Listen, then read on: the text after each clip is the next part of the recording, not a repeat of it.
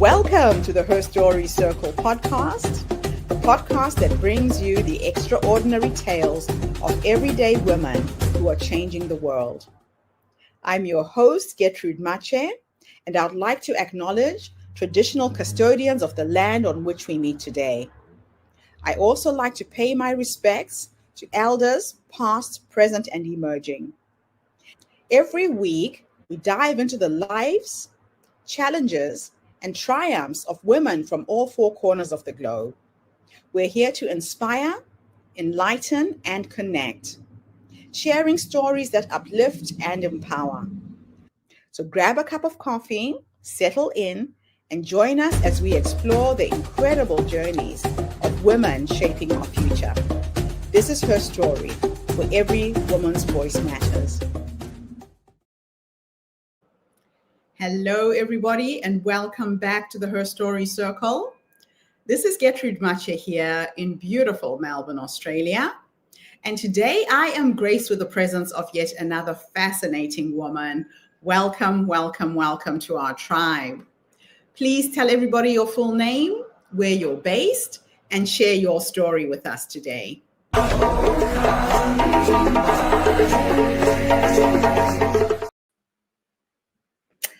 Hi, Gertrude. Thank you for inviting me. I'm honored to be here. My name is Neelofer Basaria. I live in Dallas, Texas. I have two lovely daughters, a wonderful husband. And my story is about my purpose and how I found the way to the work that I do now as a health coach, helping women to heal themselves from inside out. So as a young child, from what I remember, I was always a studious kid, always ranked high in my class, a good student. So always got praise and, a lot of acknowledgement from my parents. They were very proud of me. And so what I taught myself growing up and in very early years is that I have to perform and achieve to be worthy of the love I'm getting. Now, I was also a very introvert child. I would, just like to be in my own company most of the time. I learned meditation very early on because it was part of our religious practice. So I had that side in me, but as I was more progressing, achieving, I carried this belief in my adulthood as well. And I was constantly, looking for one thing and the other. As I moved along, I was always fascinated by learning about human bodies. So I did my master's in human biology, biochemistry specifically, and human genetics. And then from there, when I came to the United States, I went for my second master's because one was not enough. So I did my master's in health promotion. I started working with a breast cancer foundation, did program evaluation, outcome evaluations for them. And then I was also leading a volunteer organization. So I was very busy, completely hectic schedule, full-time work with full-time volunteer duty. And then, of course, I got married, had my first daughter, first child, and that was another project. So, doing the best, constantly running, exerting myself. My body was constantly feeling the exhaustion, but this desire to do and do more and have everything together and with perfection, which I had carried all along, was not letting me stop.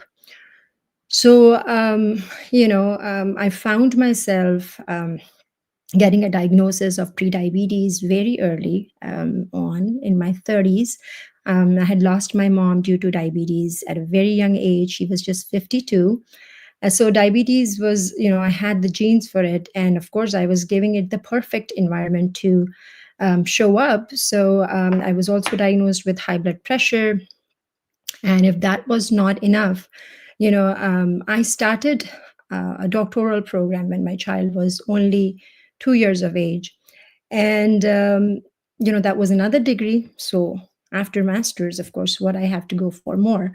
So I went, to seek my doctoral degree. And I found myself in the first year with all this exhaustion and um, in this go rut that I was in.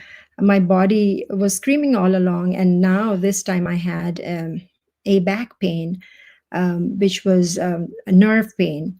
And it started from my lower back, went all the way down to my leg, to an extent that standing, sitting, laying down, everything was a problem. So, chronic pain, was on medications for some time. Medications could not resolve it. So, I had to go through surgery. Well, so we fixed it. And when that was fixed, I was again in my rut of the go, go, go. Earned my doctorate, had my second child, landed the job that I dreamt of a data scientist. And so now I had everything. If you talk about, on paper, marriage, kids, a wonderful family, education, career, but I wasn't happy. There was still more to do, but I was at the pinnacle of my education, of my career, family life, but I wasn't happy. And I remember that day vividly when I was sitting in my doctor's office, and it was a winter afternoon. The skies were gray. The nurse came, she did the vitals, and then she left. The room was very quiet. And I was just not feeling, of course, physically not feeling good, but also mentally not feeling good. And then the doctor came inside the room and we started talking.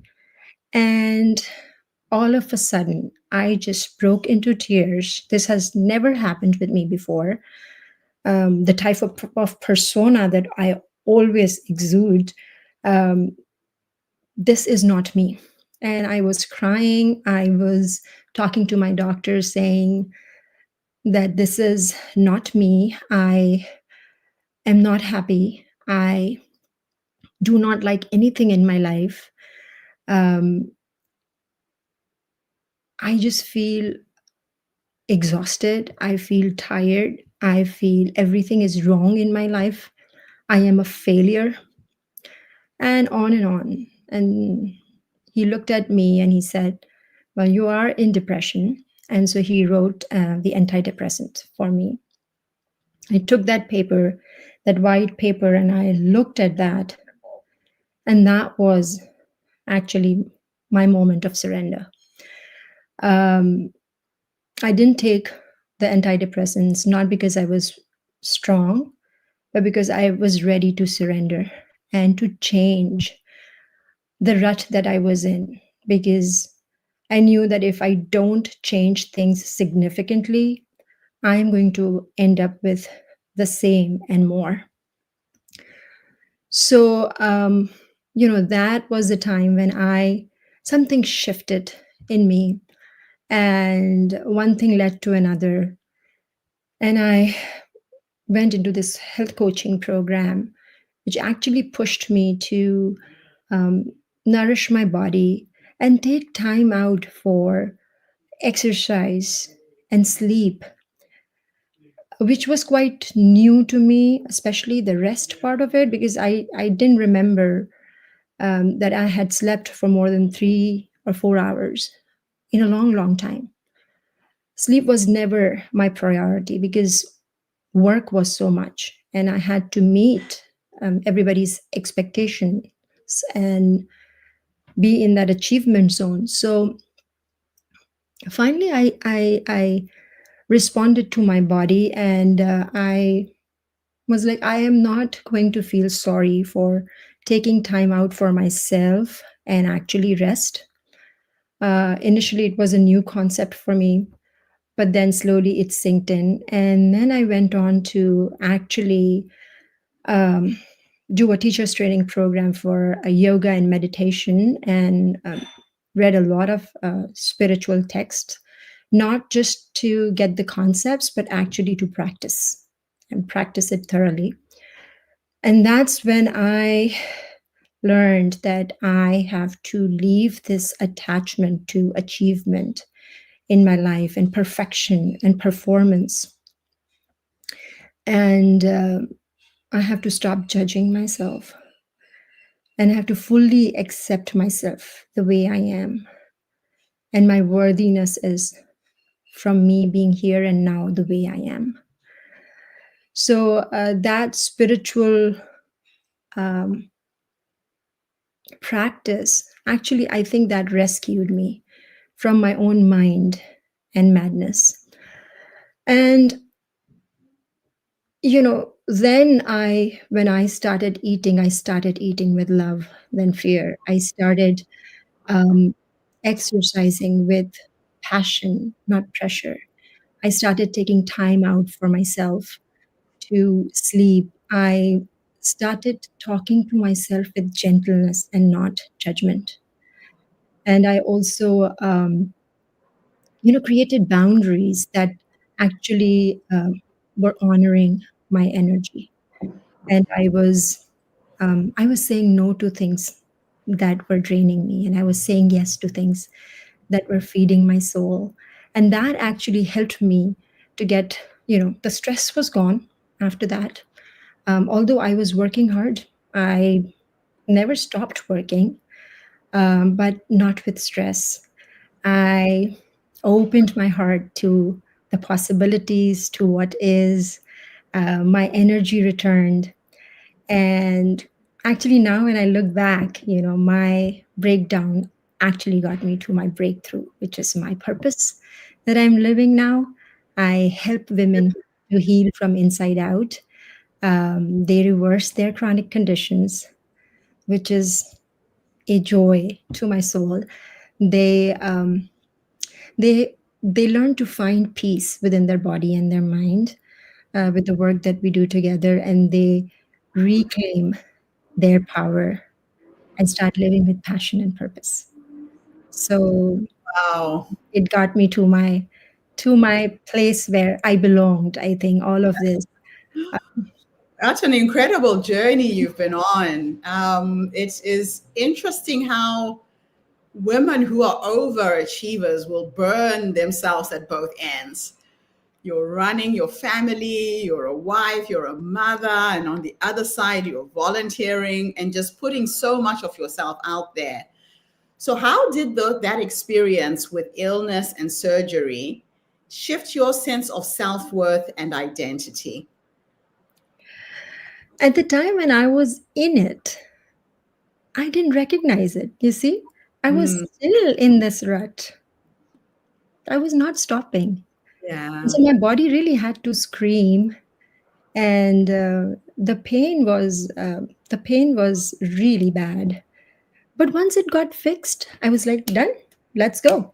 So you see how we live our patterns and how difficult, like, it is to break through from them, or you know, do away. So yeah, at the time when I was in it, it was like I don't see it. I was blind.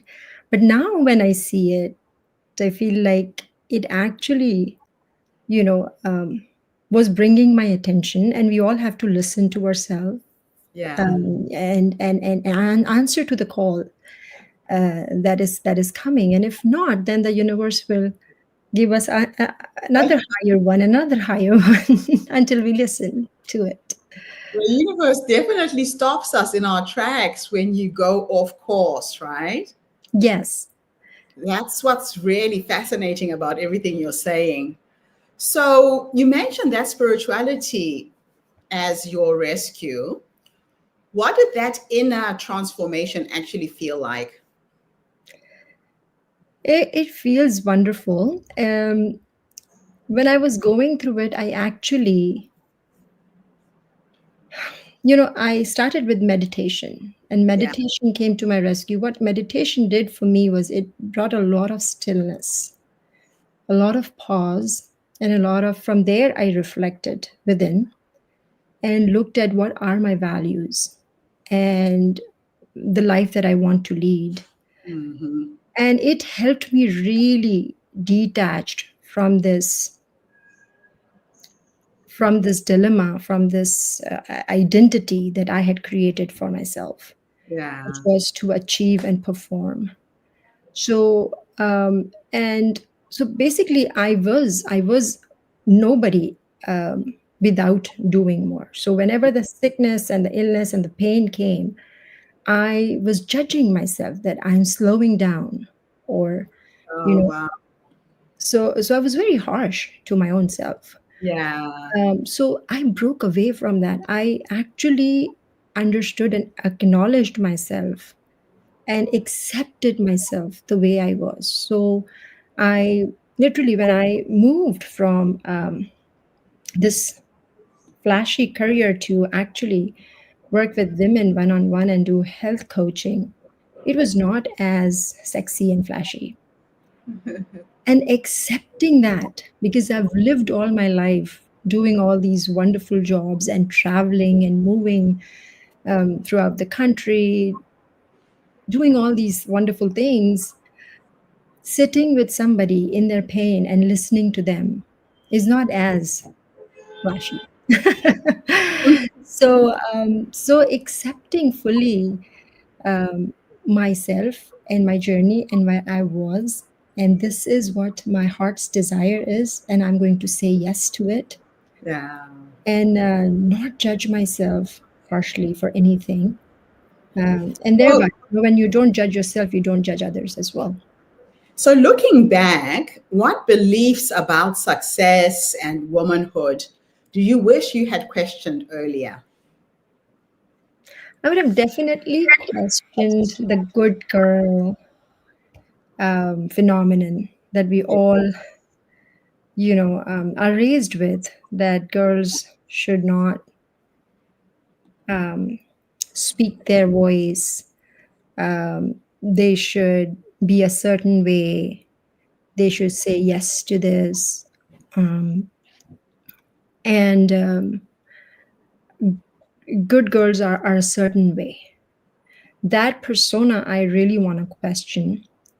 And I also want to question with respect to success, that success doesn't come from achieving more and having more, No, but being fully present with what you have and fully enjoying it and being present with it.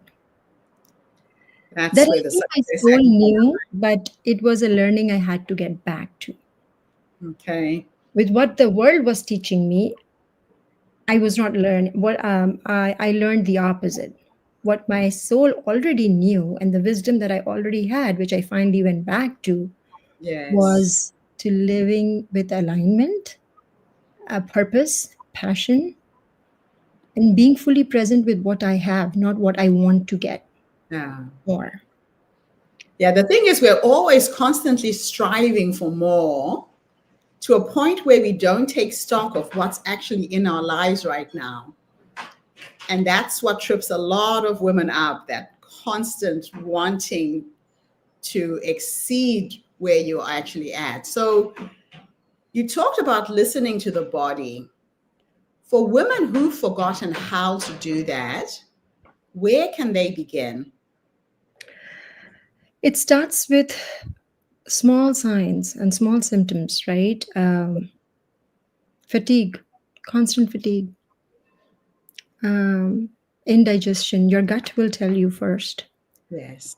Headaches, brain fog, memory is, you're not remembering things. Yeah. Your breath, just connecting to your breath. Your breath is not going to be normal when you are too stressed all the time and you're constantly in the go. Yeah. Just taking a step back and actually listening to your body and the cues that it's giving to you. Now, these are bloating, right? These are Yeah. very early signs. When we don't listen to this, we get into, okay, rashes, hives, migraine. When we don't listen to that, then you're diagnosed with a condition, right? We get that paper and, okay, this is your diagnosis now. So I think these are different signs to hear and to listen. And if you're constantly feeling that I am um, bogged down, I feel tired, I feel lack of energy, and it's just going on, it's chronic, then you Yes. gotta listen, because listening to yourself is a form of self-respect. Mm. And when we listen to ourselves, that's where we start building the trust on ourselves again. Yeah. That's the only way. There is no way out of it but going within. So, you created a 3-step framework for holistic healing. Can you talk us through it? Yes, absolutely. So when Mm. I start working with women, the place that we start with is working on their gut. Right. So when you have inflammation in your body, when you have hormonal disbalance, when you have lack of energy, when your body is not feeling functional, then nothing else will make sense. So first we have to cater to the body. And we start that with healing the gut, slowing down inflammation in your body. And from there, you can start reversing some of the conditions that you have. So, a healthy body is the first component of it. The second component is a peaceful mind. Because if you calm your mind and if you bring stillness, then you can create room, create space for presence. And if you live in the present moment fully, then you can do whatever you want. You can take a very inspired action, not the actions that I was taking when I was stressed. So a peaceful mind is very important, and that comes with stillness. Some people use meditative practice for that. Some people, the other form of, like, there's, you can sit and concentrate and focus on your breath, a word, um, and dedicate some time to that. But, other people find it through connecting with nature. You don't necessarily have to do a meditative practice by sitting. You can create that experience of meditation by connecting to nature, or some people do it through music, some people do it through art and engaging with that activity, or dance, any creative activity. So creating stillness and peace in your mind for the presence to thrive, I think, is the second step, and that's what I've created. And then the third is having a joyful heart, so connecting to your joy within. And so once you'll have that peaceful mind, then you will go to the core. And what are my values? What I want to live for? What is in alignment with me? And how can I live my truth? So having a healthy body, a peaceful mind, a joyful heart, to actually live the vibrant soul that you are. And that's what I call as soulful living. And it just doesn't involve one piece, which is your body. It involves everything, your mind, your emotions. And if you work on all, then you're unstoppable. You reclaim your power and you live your value and your passion and your purpose. I love what you said about meditating is not about sitting still. So I think I was ADHD as a child. I've never been able to sit still for more than 10 minutes. And somebody told me that I could do it while I was walking. So going for a walk in nature, for me, if I walk for 30, 40 minutes to an hour, I actually get out of my head. I get to a point where I hear my heartbeat in my ears, and then I just space out. All the thoughts are gone. And so I do my meditation in motion. I have to be moving. for Yes. me to find that stillness and that quiet place. Now, how did your mother's passing shape your commitment to self care and purpose? Yeah, my mother died at a very young age. She was just 52. And of course, it all happened because she was taking care of us all, and she herself was last. Um, and so her body could not keep up. Mm, And when I was diagnosed with prediabetes, that was a wake up call for me because I had young children. is, yeah. So that was, I had to reverse it. I could not go in that direction. Mm, And her loss actually is so clear and so vivid, right? That if I don't learn from there, then what else? So yeah. it really fundamentally changed me to change myself. And also, then to it inspired me to work with women because diabetes is such a lifestyle condition. And Yes. other also like heart disease. If we are taking care of our metabolic health, um, with how we eat, move our body, rest, hydrate, take care of our stress, we can take care of that. We can reverse that condition. So it inspired me to work with women who are feeling exhausted, um, have a lot of stress weight, and they are moving toward these conditions. And these are easily reversible Yeah. through lifestyle interventions. So it gave me the ammunition to actually, this is something that I got to do. I love it. I really love it. I think I told you that I had congestive heart failure from high blood pressure. And it's taken me 7 years to start to feel like myself again. But these conditions can be reversed. And it's really being aware of what you're eating. Am I getting up? Am I moving? It was a very big wake up call for me when I experienced congestive heart failure. So Yes. you're right. We just have to be aware and awake. Now, how do you now define success? And how is it different from before your awakening? Yeah. So success now for me is living in alignment with my soul. It is no more about having more, achieving more. It is more about being present with what I have. Yes. Success now for me is to say no and not feel sorry about that from the things that drain me, Hmm. saying yes to the things that feeds my soul. Um, Live not with pressure but with inspiration. Yes. So I am continuing to be in motion and action.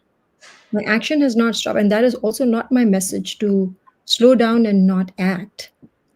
But I was acting from stress and pressure. Yeah. And that was really negative, and my body was sensing that negativity. Now Hmm. I take action with inspiration, with these wonderful women that I work with and how their lives are changing.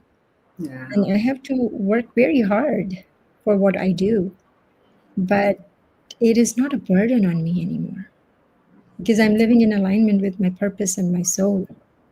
So success has changed for me, and That it is so just brings more beautiful. happiness and joy, which I never felt after achieving so much. This level of happiness, you just That's feel it in your heart. so. My last two questions are a bit of a thought experiment. In the first one, I'm going to teleport you back to the younger you, this young woman who was on the go, nonstop, burning the candle on both ends. If you could go back and give the younger you three nuggets of wisdom based on what life has taught you up until this point, what would those three nuggets of wisdom be? I will tell to my younger self to breathe, relax. I will tell to my younger self, you are safe. it is not an urgency. It is not an urgency. That's how I think these egoistic tendencies act on us. They try to feel us unsafe and create an urgency. So there is no urgency. I can breathe. I can connect to my breath. And I will tell myself, my younger self, that I am whole the way I am. When I don't have to accomplish anything to justify my worthiness. I am worth it the way I am, and I am fine. And I'm full, and I'm complete, and I'm okay. Absolutely beautiful. Now let's teleport into the future and let's go and have a conversation with a 90-year-old you. She's sitting in her rocking chair, surrounded by her children, her grandchildren, her great-grandchildren, whoever is with you at the end. If you could go and meet this wise woman who has led you up until this point, what will you say to her when you finally meet her? To continue to work on your life's goal, to continue to trust yourself, to continue to stay in alignment, because that's where the joy is.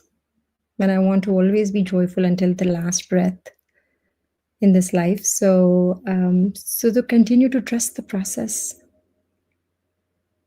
and be, fully be. Absolutely love it. Wow, thank you so much for coming online and sharing your story with our community today. It's an absolute honor to have somebody who's really encouraging women to just slow down, take time to smell the roses, take care of your health and wellness, and appreciate what you have and not what you don't have. Thank you. Yeah. Thank you so much. And thank you to everybody who tuned in today. The Her Story Circle is not just a podcast. We're a social impact movement that brings you the stories and voices of women from all over the world. We share our stories to uplift you, to inspire you, to energize you, but most importantly, to help take you from where you are now to where you're trying to go. So if you have recognized some of the symptoms of burnout before it happens from this podcast, slow down.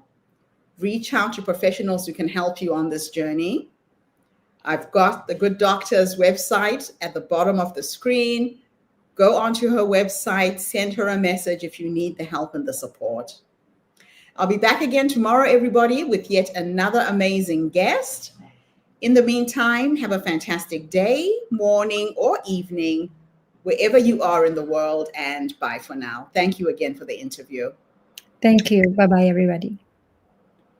Thank you for tuning into the Her Story Circle podcast. I hope today's story has inspired you to believe in the power of our stories and the difference you can make in the world when you use your voice. I'm Gertrude Mache, and it's been an honor to share this space with you, where voices from all walks of life come together to weave a rich tapestry of diverse perspectives. Don't forget to subscribe, rate, and review our podcast to help us share these stories with more listeners. Follow us on social media by looking for the Her Story Circle podcast for more updates. And join us tomorrow for another episode filled with courage, resilience, and empowerment. Remember, your story matters, and together we're building a stronger, more inclusive world.